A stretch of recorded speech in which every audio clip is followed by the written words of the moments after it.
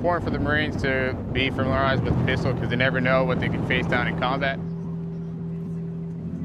Sometimes your main weapon could go down, and the last resort as your M9. Plus, it's giving that asset to that, the junior Marine to be another vital asset to the battalion.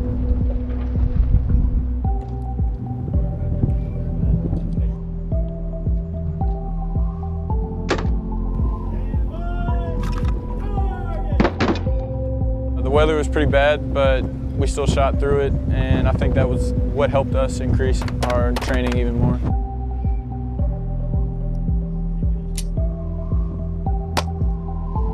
I honestly thought it was great training, especially because we had gunnery sergeant Ballman out here. He explained things very thoroughly.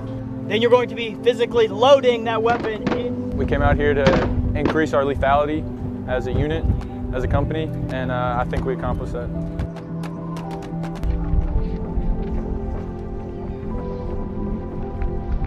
Please, first,